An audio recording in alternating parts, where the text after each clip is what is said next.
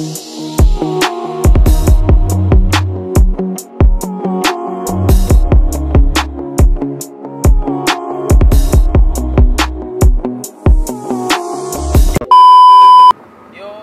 pagi teman-teman, assalamualaikum.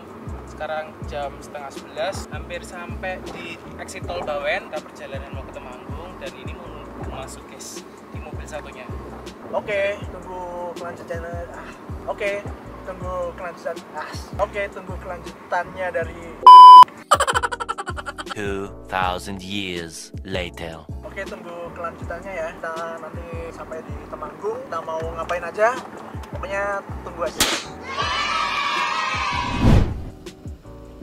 Teman-teman, perjalanan kita hari ini sekitar 2 jam ya. Kebetulan cuaca kali ini mendung, jadi cukup membutuhkan konsentrasi. Bahkan tadi dari tim kita yang harusnya landing di Semarang pun harus pindah landing ke Solo karena Semarang cuaca lagi buruk. Ikuti terus perjalanan kita ya.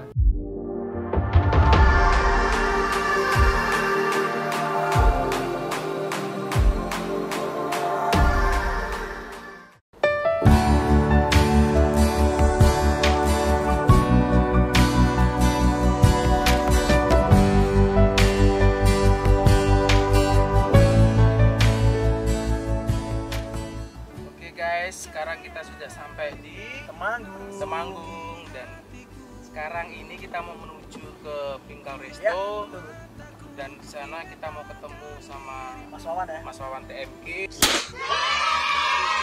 dan ketemu teman-teman juga, teman-teman karena nanti sempat kita bisa di jalan kan. Ya, oke, untuk kelanjutannya stay tune terus ya.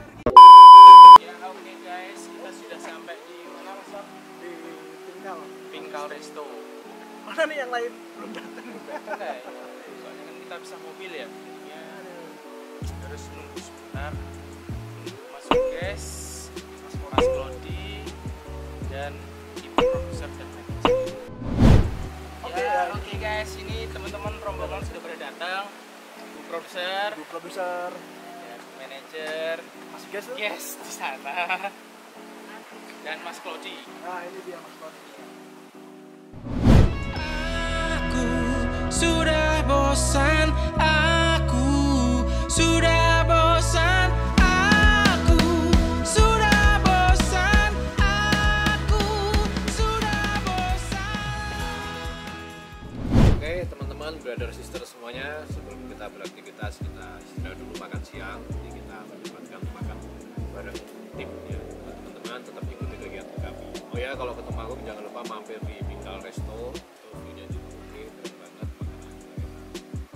Kita makan dulu ya. Assalamualaikum teman-teman kala kita, brother sister semuanya. Akhirnya kita sampai juga di sini di Bingkal Resto.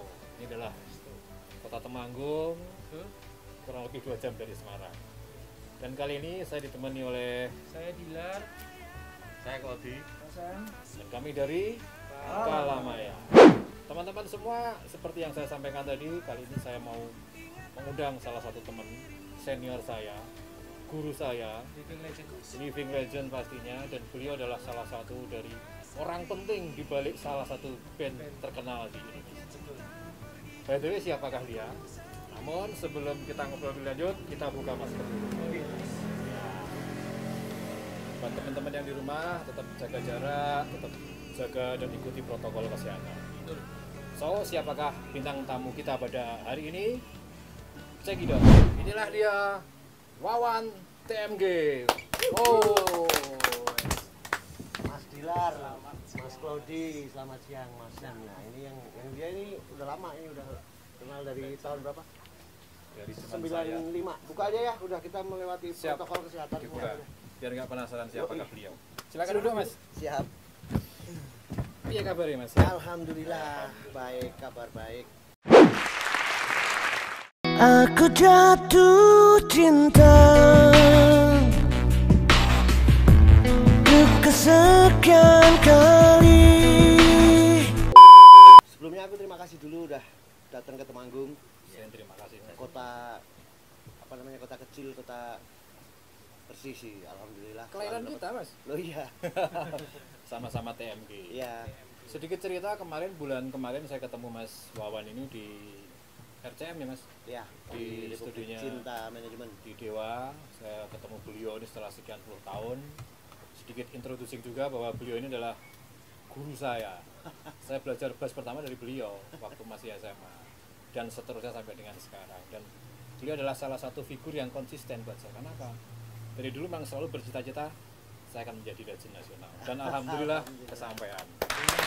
Berarti sibuk apa Mas? Sama sebagai apa namanya punggawa dari Republik Cinta Manajemen, masih di teknis juga, Produksi ya tetap ya. produksi dan juga player juga.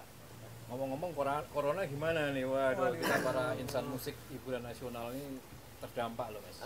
Memang sangat terdampak, tapi buat kita ya jangan patah semangat karena masih banyak jalan.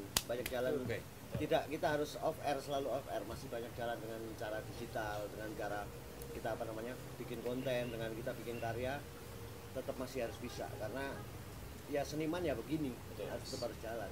Apalagi kita seniman musik kan harus selalu ada karya yang bisa diterima. Dan era ini kita juga diuntungkan dengan teknologi kan Mas Ari. Ya pastinya. Di digital platform juga sekarang open kan ya. Ya. Bahkan kita ini nggak ada gigs juga main YouTube terus Main ya kan. YouTube, Mas. YouTube-an terus Mas. Nge-live IG juga kan Mas? Oh iya Ya, betul. Penting itu penting karena sarana yang paling bisa kita jalani sekarang ini yang free dan apa namanya bisa buat kita tetap berkarya ya cuma itu. Multimedia ya saya. Mungkin bisa ngalahin TV juga, bisa Iya, jadi bisa. orang lebih menarik dengan bikin konten, bikin apa karya via sosmed itu lebih menurutku sih lebih masuk akal. Makanya teman-teman yang di luar sana yang berkreasi, yang saat ini kena terdampak, tetap semangat, jangan patah semangat. Ayo kita bareng-bareng. Harus Justru ini jadi momentum buat kita. Iya, Oh, betul. semua. Ini bersejarah sekali tahun 2020 sampai 2021 ini mungkin seumur-umur kita ini baru ngalamin yang namanya pandemi yang akhirnya kita harus bersabar Iya. dan membiasakan diri dengan new normal seperti ini ya. Ini membiasakan diri tapi kita tetap harus apa namanya jalan optimis ya. Jadi teman-teman yang di rumah semua, sebenarnya ini pertanyaan ini saya dari beberapa teman juga sih Mas. Apa nih? Nama asli itu kan Arim Kristiawan. Arim Kristiawan. Kalau saya nggak taunya ya Mas Wawan gitu. Cuman di belakangnya ada nama TMG loh Mas. TMG itu apa Mas? Dulu di Republik Cinta ada dua Wawan sebenarnya. Awalnya itu Oke. itu satu Wawan basisnya Mulan. Nah sementara saya Wawan yang lebih banyak di produksi sama di sebelah kanannya Mas Daniel. Nah untuk membedakan itu akhirnya karena saya aslinya dari Temanggung, kalau disingkat TMG, yang satu Wawan SBY, yang satu TMG. Tapi bukan itu juga. Aku lebih bangga juga sampai sekarang pakai TMG itu karena aku termasuk apa namanya orang yang sangat cinta sama kota kelahiran. Iya, sedikit cerita ya Mas. Dari tahun 96 waktu saya masih SMA, Mas Wawan ini udah juara nasional Lok Selebor. Wih, keren banget. Wih, Pada Sama saat Tempo itu, dulu ya. pada saat itu kalau belum juara festival itu belum keren ya Mas ya. Ya karena ajang waktu itu yang paling bergengsi ya itu. Yuk, oke. Di Jakarta apa sih Mas yang membuat Mas Wawan bertahan? Karena sorry ya, banyak teman-teman musisi yang dari daerah itu kadang mikir, aduh di Jakarta ketat nih, di Jakarta persaingannya ini gitu loh. Bagi tips dong buat kita-kita yang muda ini. Yang pasti konsisten aja, konsisten dalam arti kan sekarang konsisten di musik itu kan ya banyak dalam arti nggak harus kita bermusik terus. Aku udah menjalani semuanya dari nyanyi, main bass, berproduksi sampai dagang alat musik pun ya, tapi kan masih di musik. Bukan keluar dari jalur itu. Nah, yang penting konsisten, selama kita konsisten dan bermental yang kuat itu dalam arti jangan cengeng baru belum ketemu jalannya udah pulang. Udah putus Terus asa. kita lupa sama tujuan kita. Nah, kalau aku alhamdulillah dari dulu memang kuat tekadnya untuk aku harus bisa cari makan dari sini. Dan bermusik. konsisten itu apapun profesinya tetap harus Ya, konsisten. nggak harus di musik Iya, aja, betul. maksudnya di bidang apapun selama kita konsisten pasti akan jadi makan kita. Intinya kayak gitu. Nah, Mas bergabung di RCM tahun berapa? Aku tahun 2006 akhir. Sebelum di RCM sih sebenarnya aku udah kemana-mana, udah ke Pai pernah, terus Setiawan Jodi, terus Cosi Pratama. Nah ini gemblengan bermusik di Cosi Pratama. Waduh itu bener-bener kalau cengeng udah pulang. Keras ya? Lalu tiap hari itu aku makan tahi loh. Oh iya. Saya Serius, nggak percaya kan? Nggak percaya. Nah, Gimana? makan dikata-katain tai itu tiap hari sama Cosi Pratama. Jadi intinya aku nggak beruntung di finansial di situ, tapi beruntung di ilmu. Jadi aku dimaki-maki. Jadi selama kerja di tempat Cosi Pratama itu 4 bulan. 4 bulan nggak lama aku. 4 bulan itu dari bulan pertama itu nggak ada urusannya sama musik. Jadi sopir. Oh ya? Suruh nyopir aku. Serius demi Allah, aku suruh nyopir. Aku kalau ingat sampai sekarang, ya jengkel tapi dia berjasa buat aku. Thank you Pak Cosi. Ini Pak Cosi, thank you ya. Nah. Ini garis bawah ya, seorang sound engineer-nya Dewa, produksiannya Mas Dani, jadi sopir loh. Ngeri, tau nggak? Aku Oh. dulu tuh kerjaannya setiap hari Pak Cosi itu. Jadi begitu datang pertama di sana dikenalin sama almarhum adikku si Alex. Alex sebelumnya udah kenal duluan sama Pak Cosi. Dia sering ngisi apa namanya iklan, sering ngisi apa namanya voice over segala macam gitu. Aku dikenalin, begitu kenalan pertama sama Pak Cosi itu salaman sama Pak Cosi, wawan saya. Kamu bisa main musik ya? Apa coba? Jawabannya Pak Cosi. Aku bilang bisa, aku bisa main musik. Pertanyaan Pak Cosi, aku jawab gitu, dia jawab gini. Suatu saat kamu sama aku akan berantem.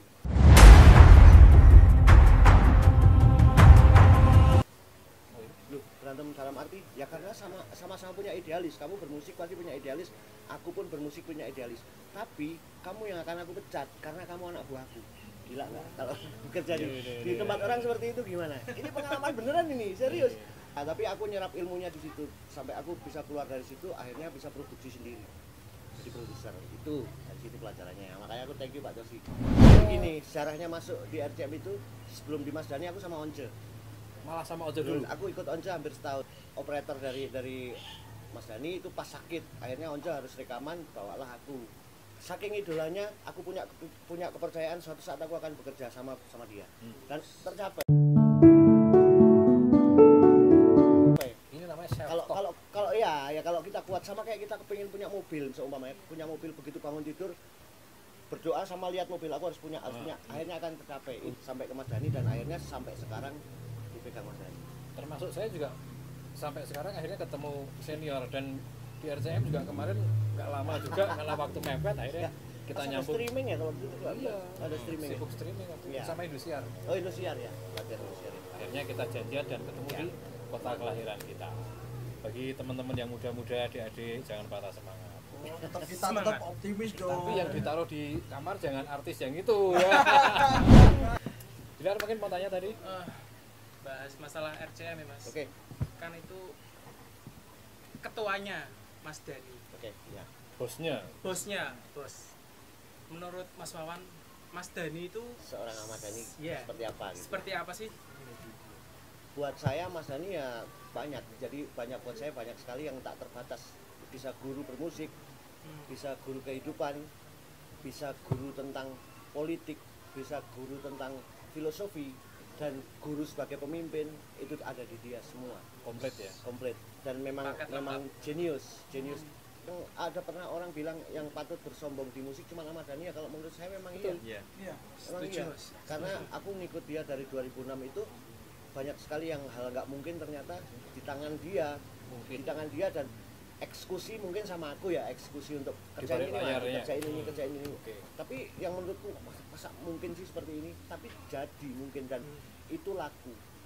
Pemimpin yang bijaksana. Sepertinya seperti itu, tapi itu pemimpin yang bijaksana. Dia bisa memimpin bandnya meskipun keras ya. Aku mau gini.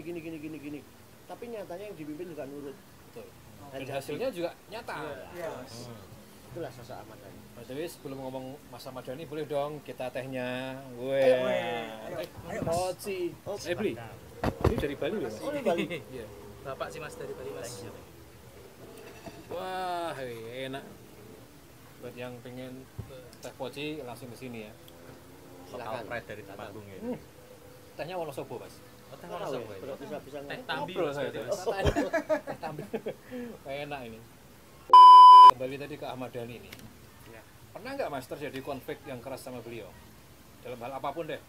Kalau konflik nggak pernah. Nggak pernah ya. Tegur kalau tidak sesuai dengan kemauan dia, karena memang brand dari Republik Cinta itu dia yang punya, jadi aku harus bisa tahu mau dia, baru bisa melayani apa yang dia mau. Itu biasa, tapi bukan berarti berselisih paham, itu enggak. Ya dinamika komunikasi gitulah Ya, Mas. Dalam ya umumnya seperti iya, apalagi dalam berkarya ini kan orang kan punya kepala masing-masing. kepala masing-masing, Ego orang punya masing-masing, standar masing-masing. standar Nah, masing-masing. standar ini yang kadang buat orang lain kita 100 tapi dia baru 30 nih. Nah, Iya. kan gitu. dia punya ini sendiri lah. Iya, makanya Kelas perlu sendiri. komunikasi yang baik. Bocoran dikit nih Mas. RCM mau ngeluarin artis baru nggak sih Mas? Kalau artis baru sih enggak. Ya, mungkin Dewa mau rilis single tapi masih diproses sih, masih proses. Enak tuh lagunya. Ada kan beberapa udah Ya. ada promo Juliet tuh. Tapi masih belum tahu nih antara Firza atau Once. Bahkan- Aku yang ngarep juga. Bahkan ketika Once datang menggantikan Ari Lasso waktu itu orang pikir Once nggak bisa. Jadi Ternyata begitu Once masuk Gini. bisa ya kan? nah ini aku juga mau ngomong Iya seru ini. salah seru. satu band yang hebat mungkin di Asia atau mungkin di Asia dulu, aku nggak ngomong ke luar negeri yang lain ya, Mbak, Asia aja dulu. Yang hebat ganti vokalis tetap sukses itu cuma Dewa.